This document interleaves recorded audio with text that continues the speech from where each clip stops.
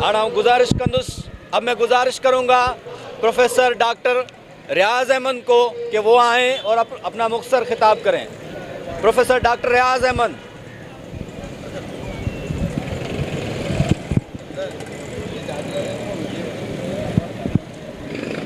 बहुत मेहरबानी आपकी। मैं शुक्रगुजार हूँ सिंध सुजागी फोरम का कि उन्होंने बोलने का मौका दिया। मेरे ख़्याल में जो 21 दिसंबर की रात को इस्लामाबाद में हुआ उसने पूरे पाकिस्तान में एक बहुत बड़ी तहरीक को जन्म दे दिया है और वो तहरीक हक़ खुद इरादियत की है कि हर शहरी को ये हक़ हासिल है कि वो अपने मसाइल के ऊपर सड़कों पे निकले, एहतिजाज करे, धरने दे।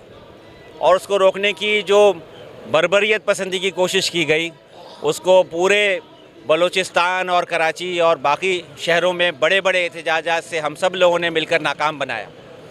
अब ज़रूरत इस बात की है कि जो अंग्रेज़ी में कहते हैं speaking truth to the power, यानी इक़्तिदार में बैठे हुए लोगों के सामने सच बोलना, उस बात को आगे फैलाया जाए।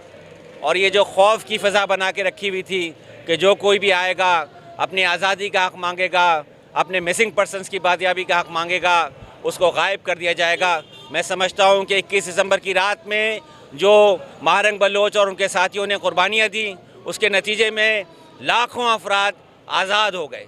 और इसीलिए हमने कल भी देखा मलीर में हज़ारों की तादाद में लोग निकले, न्याली में हज़ारों की तादाद में लोग निकले और आज यहाँ प्रेस क्लब पे भी अभी एक बहुत बड़ा एहतिजाज होने वाला है, आप लोगों के साथ मिलकर करेंगे। मैं समझता हूँ कि सिंध में जो माशी कत्लेआम हो रहा है और जिस तरह से इस्तेहसाल हो रहा है, जिस तरह से कौमी जबर ढाया जा रहा है, उसी तरह से बलूचिस्तान में किया जा रहा है। लेकिन अब वो वक्त आ गया है कि लोग मिलकर खड़े हों। जिस तरह कश्मीर में लाखों लोगों ने निकल कर बिजली बिलों के ख़िलाफ़ तहरीक चलाई, बिल्कुल उसी नौइयत की आम आवाम निकल रही है पूरे बलूचिस्तान में, कराची में। हमें इसी तरह की तहरीक को सिंध में भी फैलाना होगा, आम लोगों को की शिरकत को यकीनी बनाना होगा और बड़े मुद्दों को उठाना होगा और जो ताकत में इक़्तिदार में बैठे हुए हैं उनकी ताकत को चैलेंज करना होगा। बहुत मेहरबानी आप।